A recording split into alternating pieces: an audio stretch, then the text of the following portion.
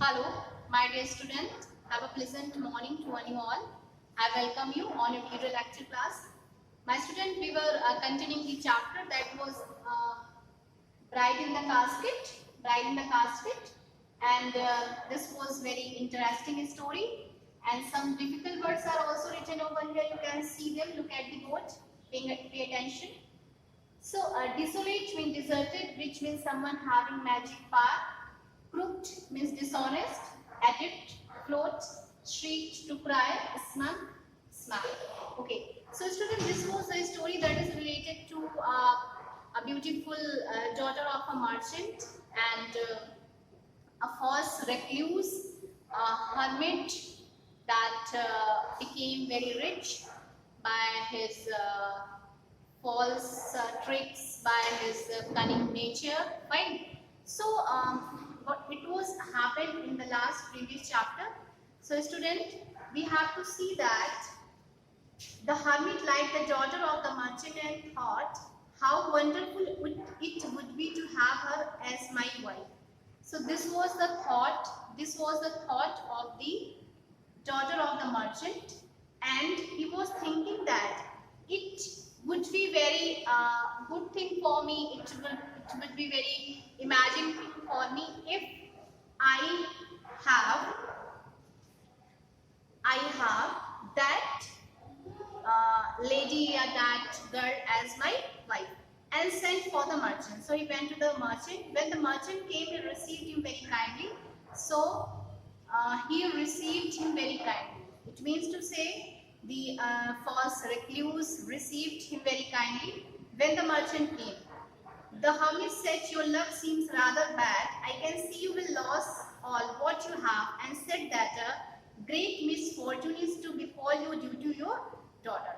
So this was the first trick of that hermit. This was the cunning nature of the false hermit, because he was thinking that I had to capture his daughter anyhow. So that is why he was thinking that type of the idea. Okay, so he told to that merchant that your bad time is about to be started. Your bad time is about to be started. Your ill luck is about to befall upon your shoulder. So what will happen? How will he overcome this ill luck? So the false hermit, the false recluse informed that thing to that merchant. So the merchant was very surprised to listen it. बहुत आश्चर्यचकित हुआ इसको सुन करके, और उसने बोला, how will I overcome? How can I overcome this problem? How can I solve this problem? The hermit said, listen carefully, pay attention to me, what I am saying to you. Don't lose your heart. Don't lose your heart means don't be discouraged. The cause of your ill luck is your daughter. No power on earth or in heaven can save you as long as she is by your side. So he's saying that your ill luck is just because of your daughter. Just because of your daughter. And until and unless your daughter is with you, your bad time is going on. So you have to give her up. तुम्हें उसे छोड़ना होगा. You must give her immediately, said the hermit. At that time, at this moment, you have to give her up. But I am her father. How can I give her up? It's not possible for me. It's not possible for the parents that the parents give their daughters or sons up. Asked the confused merchant. Somehow the merchant agreed. Anyhow, the merchant had to agree on it. Abiding to the hermit's instruction, the merchant put her sleeping daughter and placed a lamp on a casket. Casket is a wooden type of the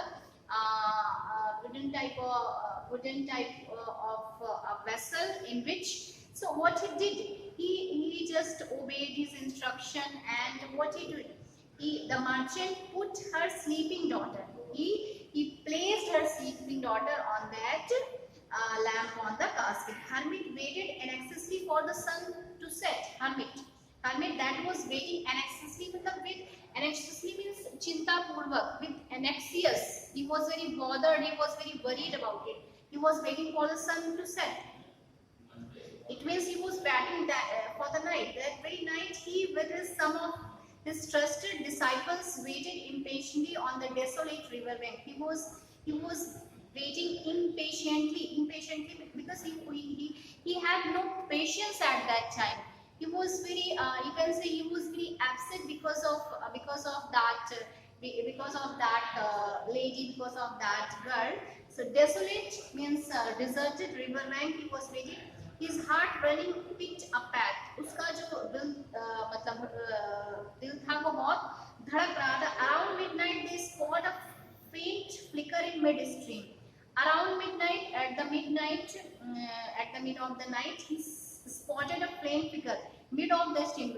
He was standing at the bank of the river, so he saw a midstream. एक धुंधली सी उसने एक flicker midstream में देखी, and his disciple carried the casket into his bedroom. Disciples means his followers, his servant, you can say, the followers, the person who are following him. So he brought the casket into his room. He then asked them to leave. So he ordered his followers to leave me alone. And then he excited as a mouse at the sight of the cheese. जैसे कि कोई mouse होता है, एक side of एक चीज, bite of चीज के लिए इतना ज्यादा अट्रैक्टेड होता है. In the same way that person, the fake recluse, were excited, took the lid of the casket in great haste. Great haste मतलब in a hurried way. He was in a hurried way. वो बहुत जल्दबाजी में उसने casket खोला. No sooner than he done so, he received a sharp slap in the face. जैसे ही उसने खोला, उसको एक sharp slap.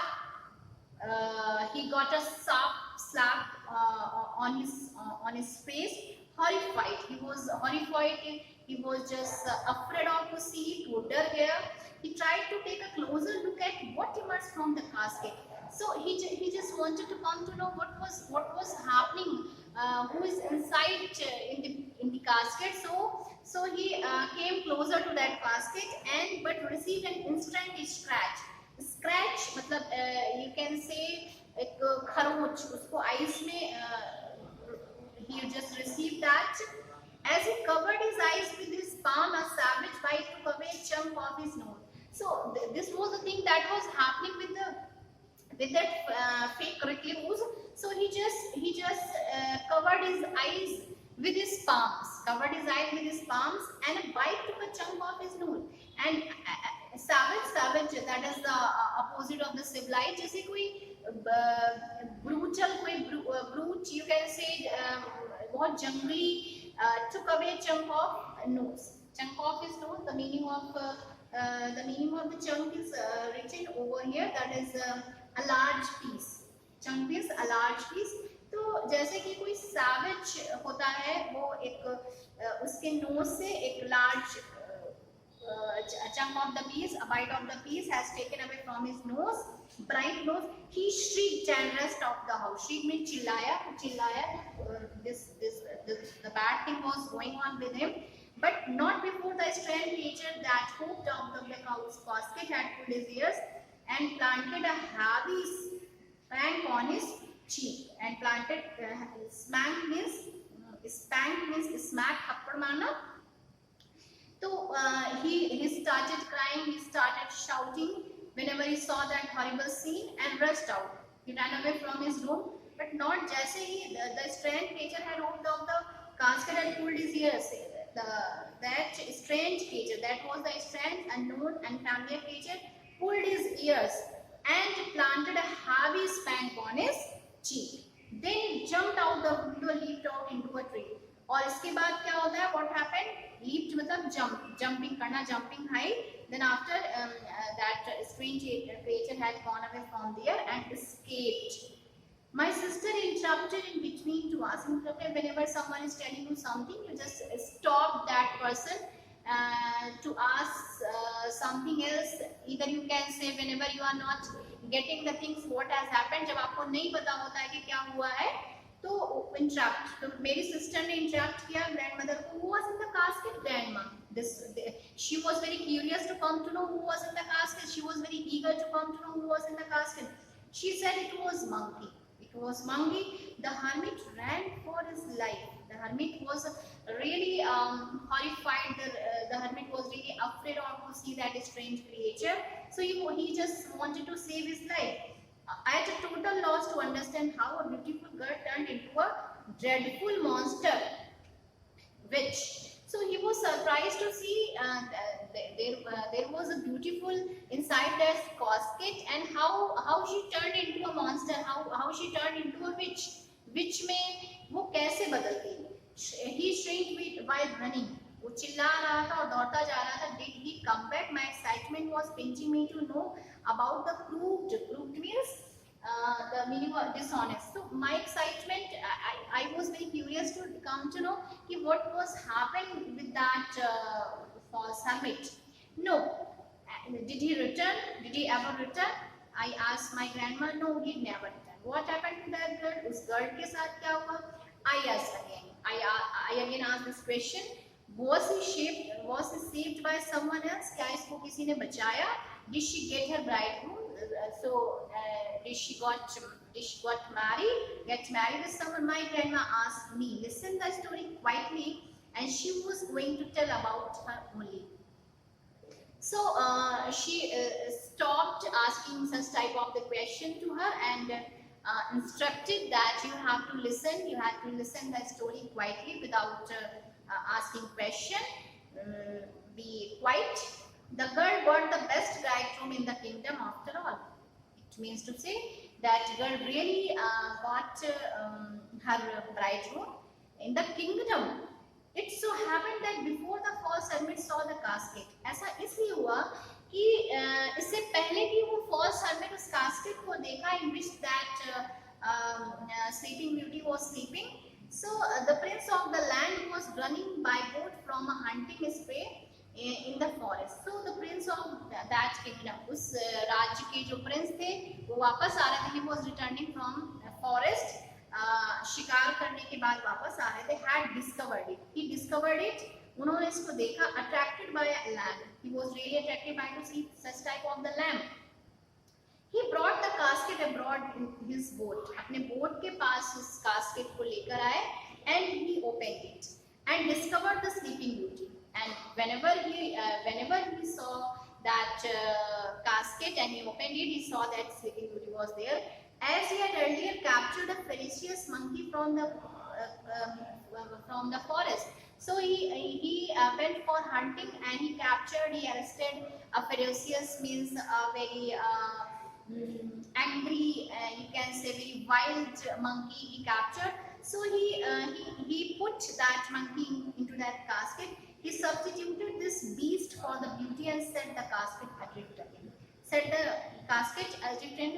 So he taken out that girl, and he in place of that he put that ferocious monkey on that casket, and he floated that casket. He did not neglect to put the lamb in its place, and he did not neglect to put the lamb, and he also put a lamb in its proper place. In the morning, the prince led the girl to her father. So at last, when the sun rises, so that prince led the girl to her father. The merchant was very surprised. He expected some such thing, though he was extremely delighted. The merchant, his father was very surprised. His father was very amazed to see it, and he expected this was the hope that he will get his daughter again, and he was extremely delighted to see it. He was extremely happy to see it.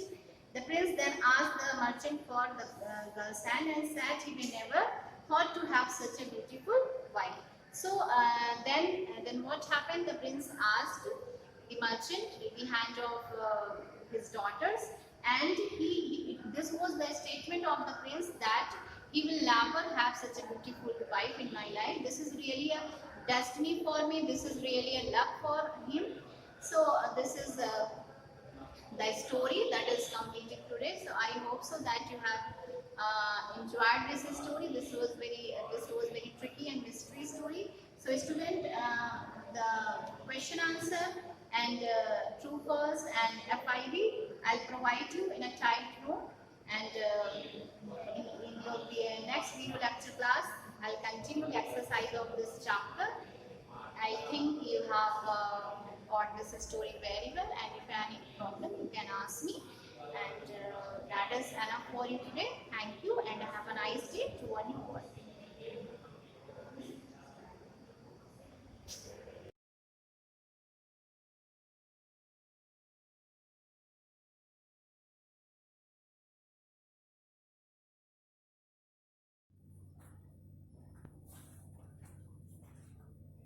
Hello class, welcome to you Shivaji Group of Institutions online classes. Students, मैं आपको chapter 3 क्षेत्रीय राज्य के बारे में पिछले video के माध्यम से कुछ टॉपिक के बारे में पढ़ा चुकी हूँ। जैसे विजयनगर साम्राज्य यानी विजयनगर साम्राज्य क्या था, तो विजयनगर साम्राज्य जो था वो विजयनगर साम्राज्य भारत के दक्षिण यानी दक्षिण में यानी दक्कन में स्थित था। माने विजयनगर साम्राज्य जो था भारत के दक्षिण यानी दक्कन में था। यह साम्राज्य 3 शताब्दियों से यानी यह साम्राज्य 3 शताब्दियों तक सफलतापूर्वक मुस्लिम माने मुस्लिम सल्तनत के विस्तार में बाधक रहा। माने मुस्लिम साम्राज्य जो था वह दक्षिण में उनका विस्तार नहीं हो पाया था, क्योंकि दक्षिण में विजयनगर साम्राज्य जो था वह पूरी तरीके से अपने पावर में था। विजयनगर साम्राज्य का शासन, तो विजयनगर साम्राज्य का जो शासन था राजा ही परम अधिकारी होता था। माने विजयनगर साम्राज्य का जो शासन था, शासन व्यवस्था जो थी वो क्या थी, विजयनगर साम्राज्य में राजा ही सर्वश्रेष्ठ होता था। राजा को सारे माने सभी अधिकार राजा को प्राप्त थे, राजा ही श्रेष्ठ अधिकारी होता था तथा उसे कैबिनेट माने कैबिनेट द्वारा महाप्रधान यानी कैबिनेट का जो भी महाप्रधान होता था उसके माध्यम से उसे सहायता भी दी जाती थी। विजयनगर साम्राज्य की स्थापना 2 भाइयों यानी हरिहर और बुक्का ने कब की थी, 1336 ईस्वी में। माने 1336 ईस्वी में हरिहर और बुक्का नाम के 2 सगे भाइयों ने विजयनगर साम्राज्य की स्थापना की थी। आगे हम बात करते हैं विजयनगर साम्राज्य की संस्कृति, माने वहां का कल्चर क्या था, विजयनगर साम्राज्य की संस्कृति क्या थी। तो विजयनगर साम्राज्य के शासकों ने कला तथा संस्कृति को संरक्षण दिया था। इससे ये पता चलता है कि विजयनगर साम्राज्य, पहले विजयनगर साम्राज्य की संस्कृति क्या थी, तो विजयनगर साम्राज्य की संस्कृति का मतलब ये था कि विजयनगर साम्राज्य की जो संस्कृति वो पूरी तरह से हिंदू संस्कृति। हिंदू समाज उस समय 4 भागों में बटा हुआ था, ब्राह्मण, क्षत्रिय, वैश्य और शूद्र। इसका मतलब ये था कि विजयनगर साम्राज्य में ब्राह्मणों को उच्च स्थान माने ब्राह्मणों को उच्च स्थान प्राप्त होता था। माने ब्राह्मणों को समाज में समुदाय में क्या था, उन्हें उच्च स्थान यानी उच्च स्तरीय प्रतिष्ठा दी जाती थी तथा समाज जो था उस समय बुजुर्ग माने जो भी बड़े यानी बुजुर्ग होते थे वह ही समाज का संचालन करते थे।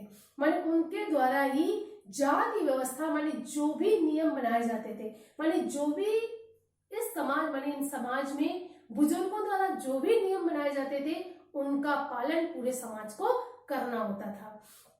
इस प्रकार हम कह सकते हैं कि ब्राह्मण को क्या था, उच्च प्रतिष्ठा प्राप्त थी तथा इस समय कई ऐसे बड़े विजयनगर साम्राज्य में क्या थे, शाही फरमान भी लागू किया गया था।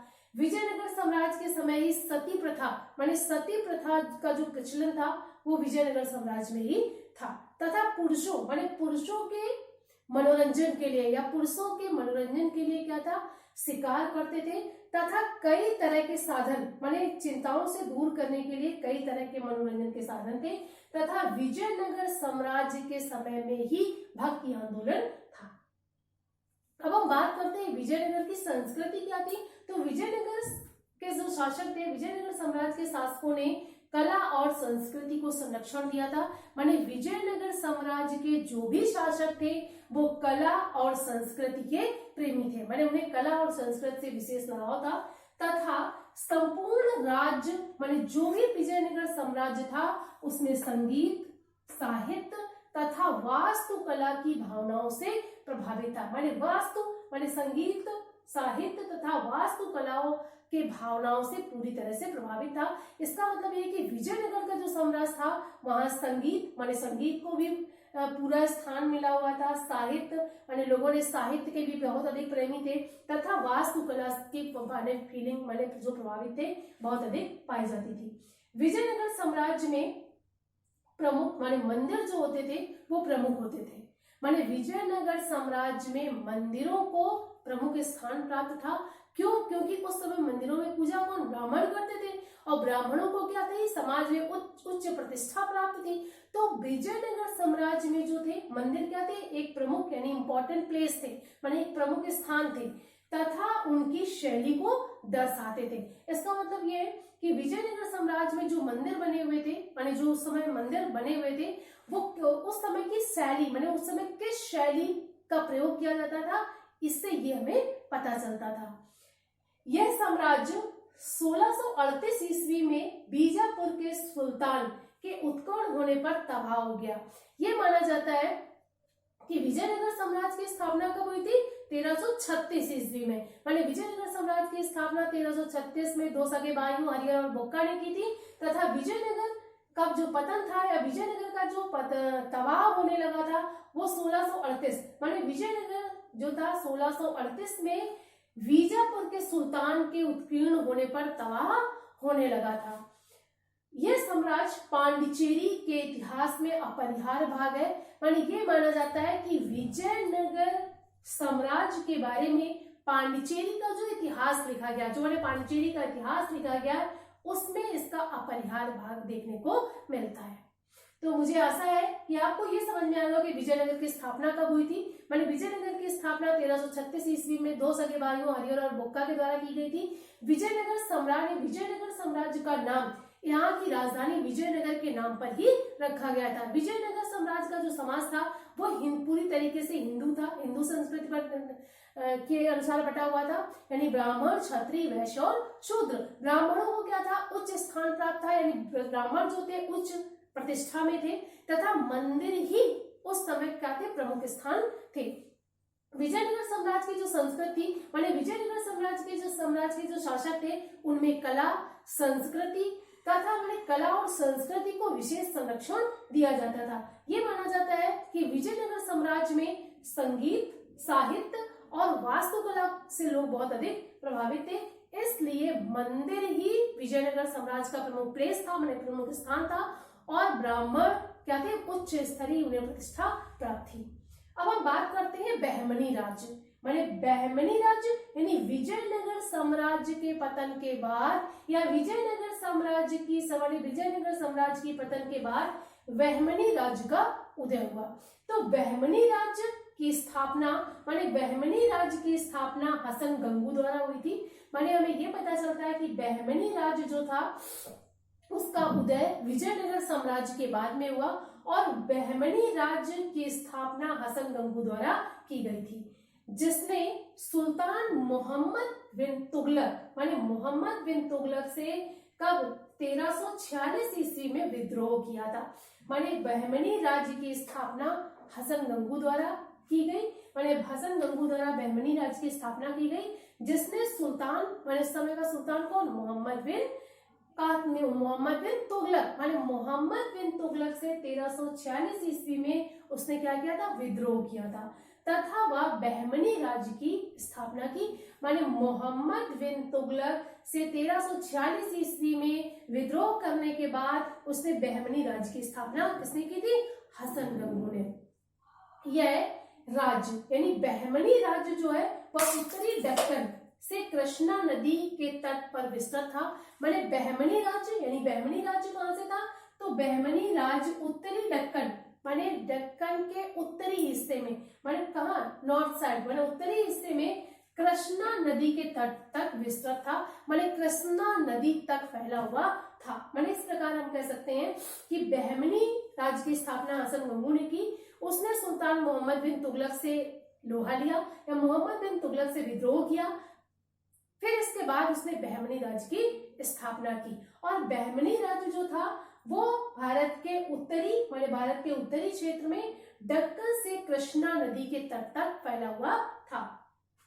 बहमनी राज्य सबसे माने सबसे उल्लेखनीय शासक जो था वो कौन था? फिरोज शाह बहमनी। माने फिरोज शाह बहमनी जो था वो बहमनी राज्य का सबसे प्रमुख पर सबसे उल्लेखनीय शासक था तथा महमूद गवर्न। माने इस प्रकार हम कह सकते हैं कि बहमनी राज्य के दो प्रमुख शासक थे, फिरोज शाह बहमनी और महमूद गवर्न। ये दोनों क्या थे? प्रमुख माने प्रमुख और उल्लेखनीय शासक थे।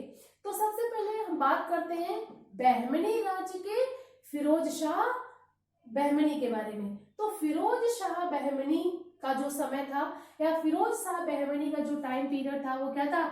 1397 से 1422। माने 1397 से 1422 तक बहमनी राज्य में फिरोज शाह बहमनी का राज्य था।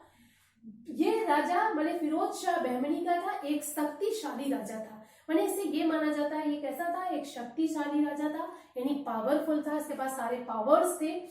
उसने 3 लड़ाइयां विजयनगर राज्य के साथ लड़ी थी। ये माना जाता है कि विजयनगर से उसकी 3 बार लड़ाइयां हुई थी या 3 बार उसने युद्ध किया था जिसका कोई परिणाम नहीं निकला था। माने 3 बार पहले विजयनगर साम्राज्य से युद्ध करने के बाद उसे कोई भी परिणाम माने कोई भी रिजल्ट नहीं मिला था। वह क्या था? धार्मिक तथा प्राकृतिक विज्ञान के बारे में अच्छी तरह जानता था।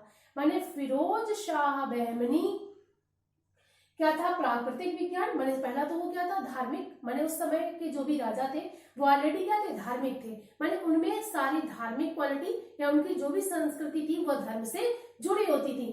तो बहमनी राज्य में जो फिरोज शाह बहमनी जो था वो क्या था? धार्मिक था तथा प्राकृतिक विज्ञान के बारे में भी अच्छी तरह जानता था। प्राकृतिक विज्ञान के बारे में उस समय लोग क्या थे? प्रकृति से अच्छी तरह जुड़े हुए थे। तो वो क्या था? धार्मिक और प्राकृतिक विज्ञान में अच्छी तरह जानता था। वह दक्कन को भारत की संस्कृति का केंद्र बनाना चाहता था। माने फिरोज शाह बहमनी जो था वो क्या था? उस समय दक्कन को भारत की संस्कृति का केंद्र बनाना चाहता था, क्योंकि जो उस समय की संस्कृति पूरी तरह से धार्मिक थी तथा प्राकृतिक विज्ञान से जुड़ी हुई थी।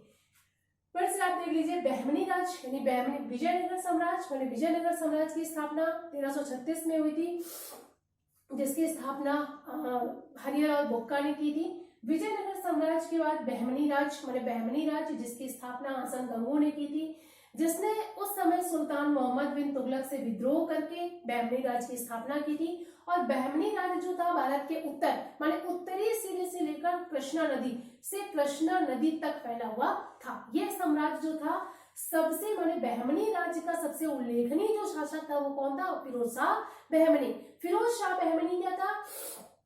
सबसे शक्तिशाली राजा था। फिरोज शाह बहमनी सबसे अधिक शक्तिशाली राजा था। उसने विजयनगर साम्राज्य से 3 बार युद्ध किया था जिसका कोई भी परिणाम नहीं निकला था। और वह धार्मिक और प्राकृतिक विज्ञान के बारे में अच्छी तरह से जानता था। वह भारत की संस्कृति का केंद्र उस समय दक्कन को बनाना चाहता था।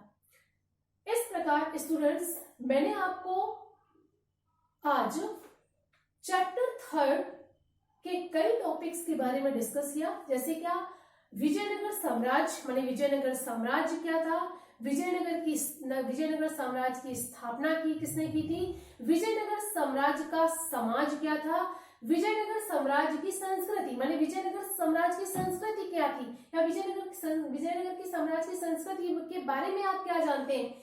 विजयनगर साम्राज्य के पतन के बाद बहमनी राज्य का उदय किस प्रकार हुआ, और बहमनी राज्य के 2 प्रमुख जो शासक थे वो कौन थे? फिरोज शाह बहमनी और महमूद गवर्न। मैंने आपसे आज फिरोज शाह बहमनी के बारे में डिस्कस किया है। आपको अगले वीडियो के माध्यम से मैं आपको अगले टॉपिक यानी महमूद गवर्न के बारे में डिस्कस करूंगी। Thank you for attending this class.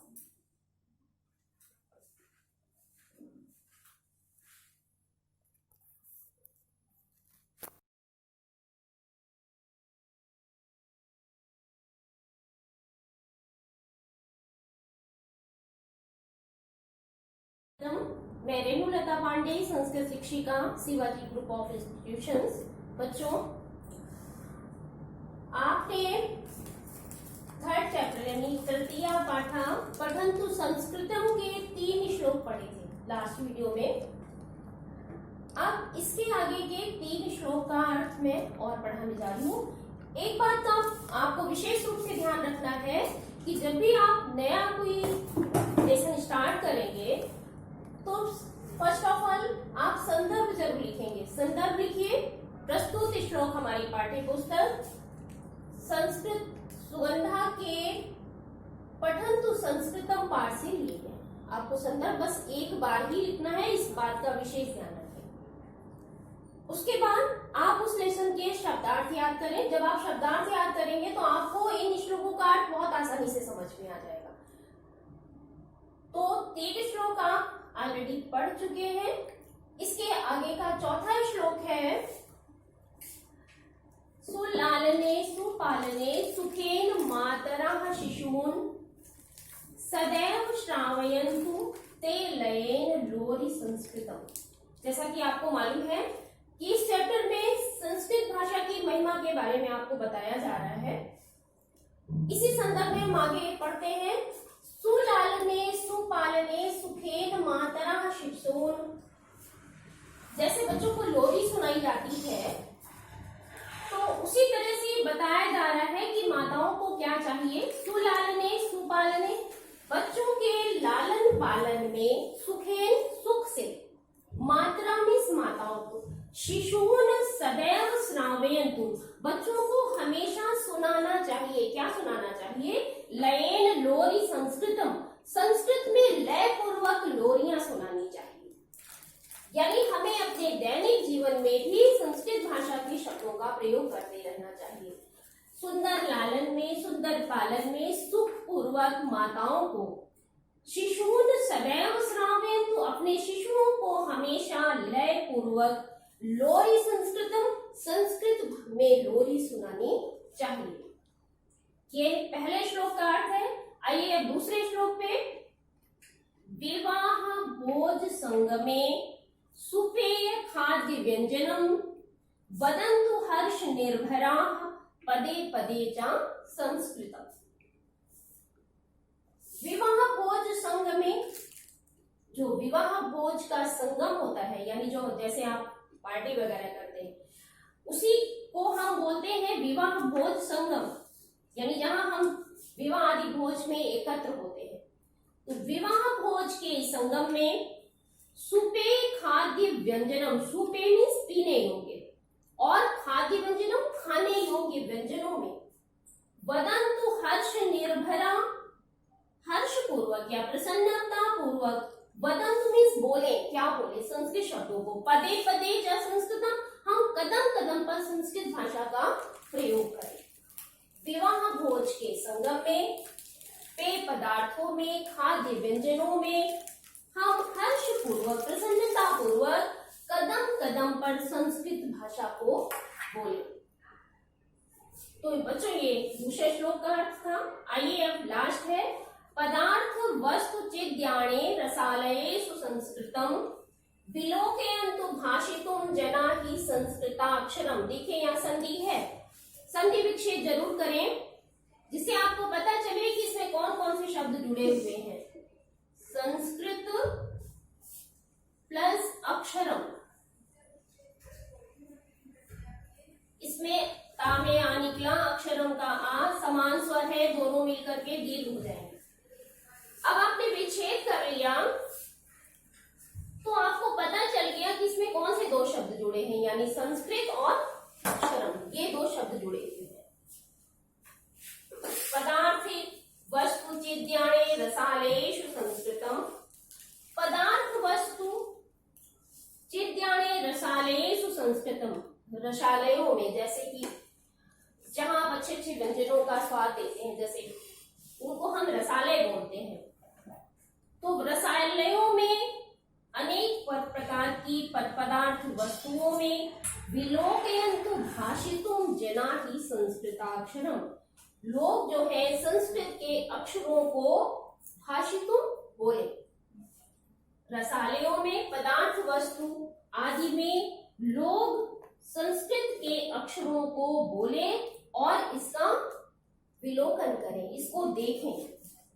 फिर से एक बार देखिए, सुंदर लालन, बच्चों के सुंदर लालन पालन में सुखपूर्वक माताएं बच्चों को हमेशा लय पूर्वक संस्कृत में लोरी सुनाए, श्रावयन्तु सुनाए।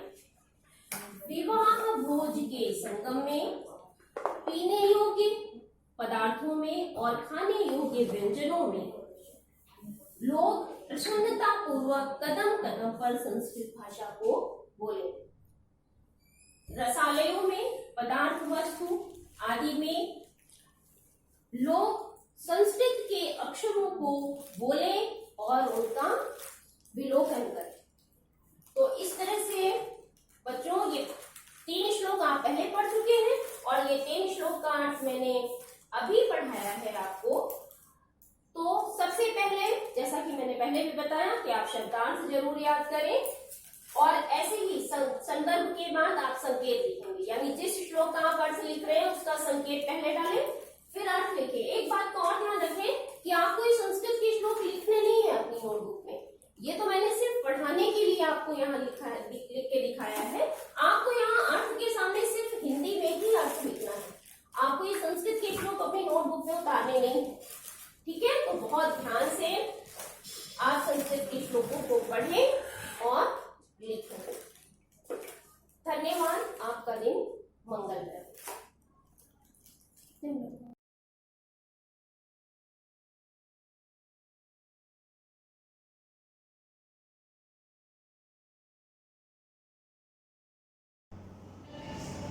Myself Rakesh Kumar, science teacher of Shivaji Group of Institution.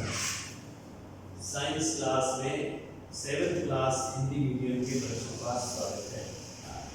बच्चों, आप साइंस में अम्ल क्षार और लवण चैप्टर में अम्ल के बारे में आपने अध्ययन कर लिया।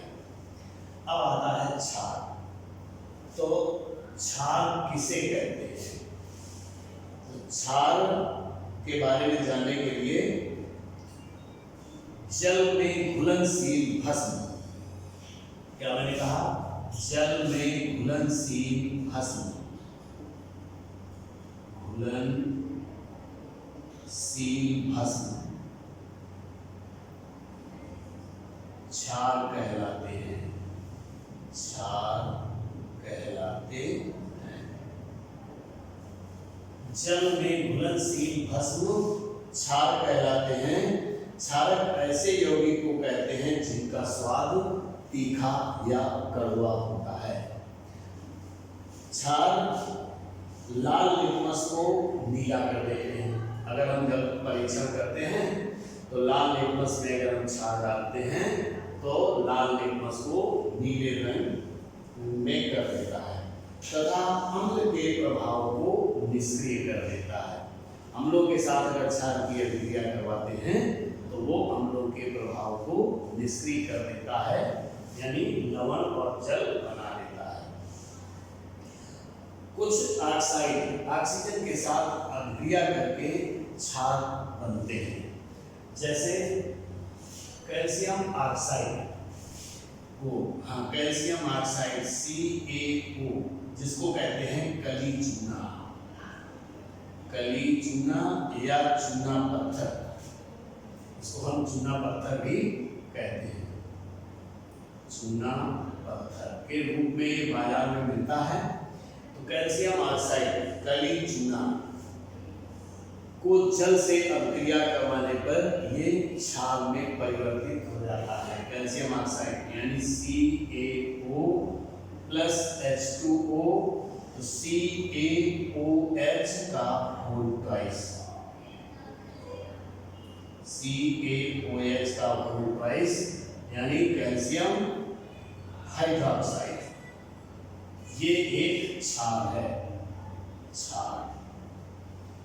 इसी प्रकार से मैग्नीशियम ऑक्सीजन के साथ जलकर, मैग्नीशियम ये था कली चूना, ये था पानी और ये calcium hydroxide, calcium hydra oxide.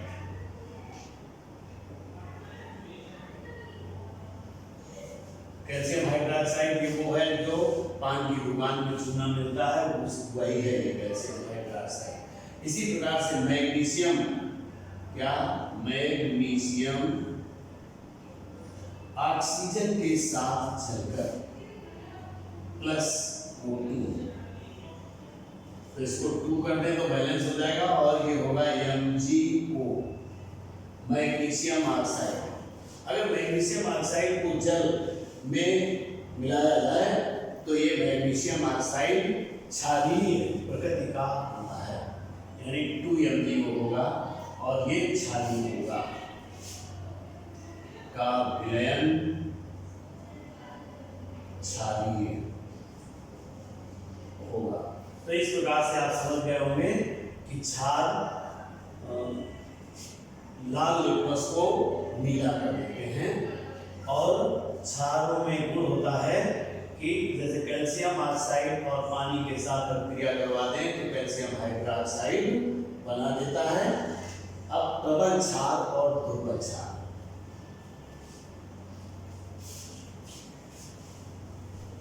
क्षार, प्रबल क्षार एवं दुर्बल क्षार। प्रबल क्षार एवं दुर्बल क्षार, दुर्बल क्षार। क्षारक भी प्रबल एवं दुर्बल होते हैं। कुछ धातु ऑक्साइड एवं हाइड्रोक्साइड प्रबल क्षारक हैं। सोडियम हाइड्रोक्साइड तथा पोटेशियम हाइड्रोक्साइड प्रबल क्षारक हैं। इसके विपरीत copper hydroxide, copper hydroxide, zinc hydroxide तथा अमोनियम हाइड्रोक्साइड भी हैं, ये दुर्बल क्षारक हैं। सोडियम एक प्रबल धातु है, यानी इसको केरोसिन आयल में रखा जाता है, मिट्टी के तेल में रखा जाता है, अन्यथा ये नमी के साथ क्रिया करके H2O तो NaOH बना देता है और ये सोडियम हाइड्रोक्साइड ये प्रबल क्षार है, प्रबल क्षार। इसी प्रकार से अमोनियम हाइड्रोक्साइड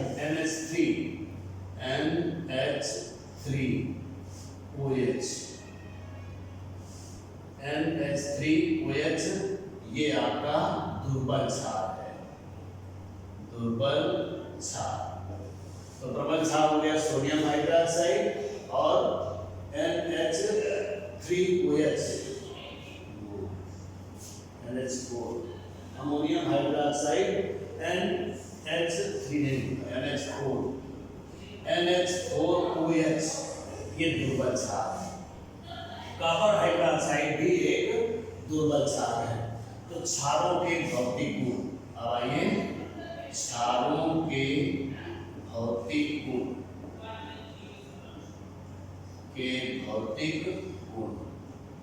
देखिए क्षारों के भौतिक गुण क्या है।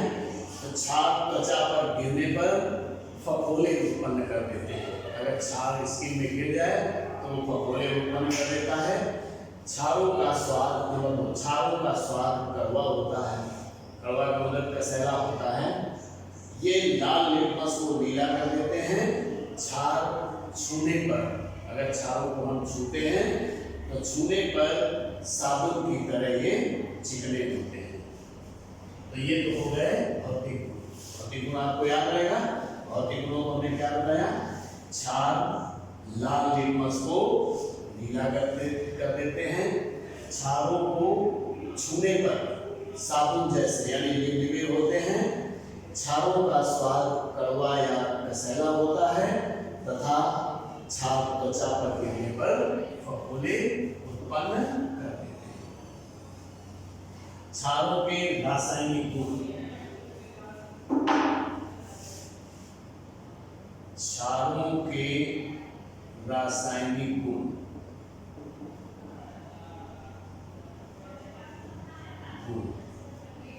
तो जिस प्रकार से अम्लों के रासायनिक गुण होते हैं उसी तरीके से क्षारों के भी रासायनिक गुण होते हैं। तो अम्लों के साथ अभिक्रिया नंबर 1 है अम्लों के साथ अभिक्रिया।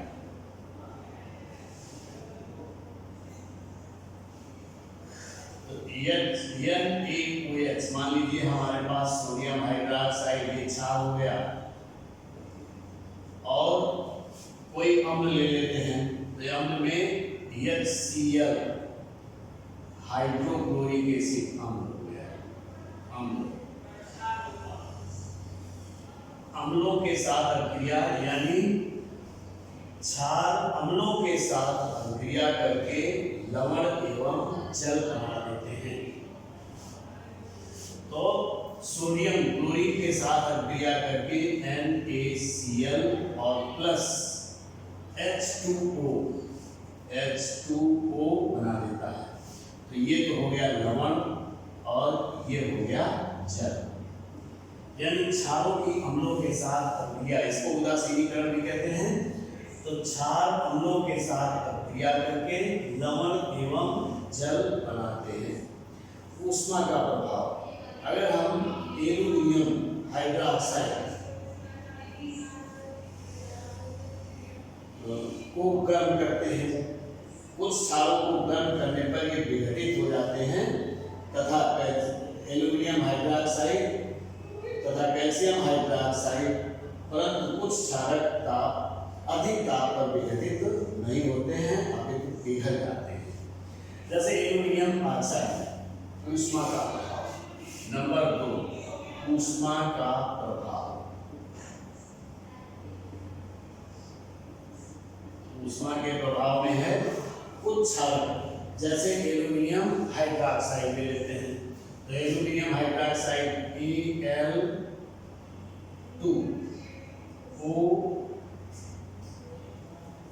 AlOH का होल प्राइस।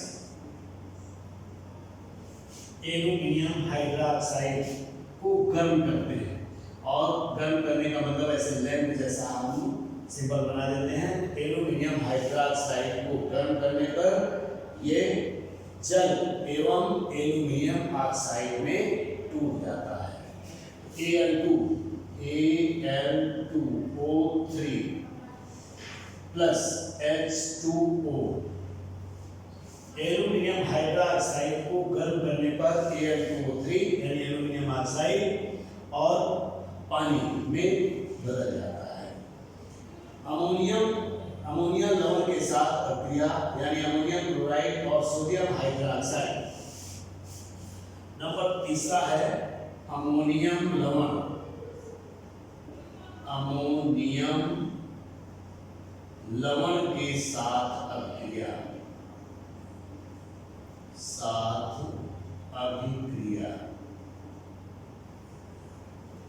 अमोनियम लवण के साथ अभिक्रिया। अमोनियम लवण क्या है? NH4Cl अमोनियम क्लोराइड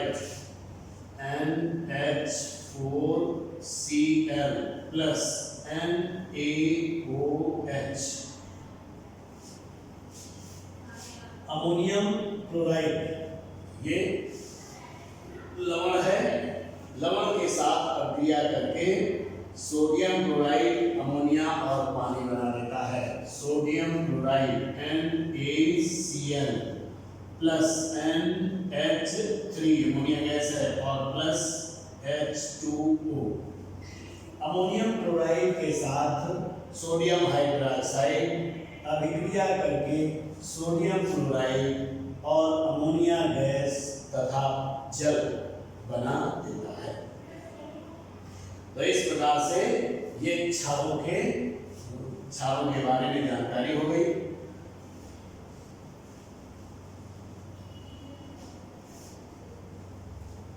अब आता है उदासीनीकरण।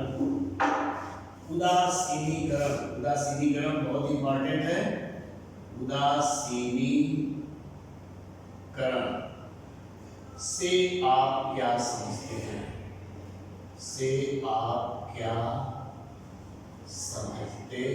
क्वेश्चन ऐसा हो सकता है। उदासीनीकरण से आप क्या समझते हैं, या उदासीनीकरण अभिक्रिया को समझाइए। तो जब किसी अम्ल तथा अम्ल और क्षारक को के साथ अम्लों की क्षारक के साथ अभिक्रिया कराई जाती है तो लवण एवं जल बना देता है, यानी वो उदासीन कर देता है।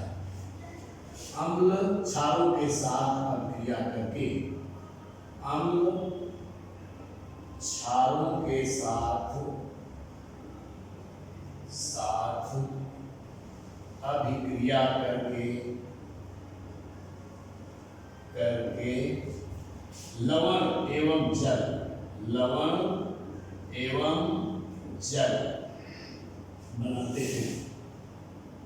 बनाते हैं और इसे ही उदासीनीकरण कहते हैं। तो अब हम फिर से NaOH ये आपका हो गया क्षार और प्लस HCl ये हो गया अम्ल, मिल करके NaCl यानी sodium chloride NaCl plus H2O बना देते हैं। ये लवण है, लवण यानी नमक जो आप खाते हैं नमक के लिए।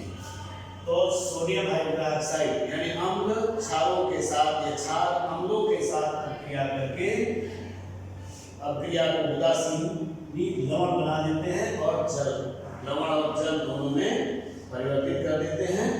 तो क्षारों के बारे में भी आपने अध्ययन कर लिया, उनके रासायनिक गुण, उदासीनीकरण भी। तो बच्चों इस क्लास में बस इतना ही, आगे नेक्स्ट क्लास में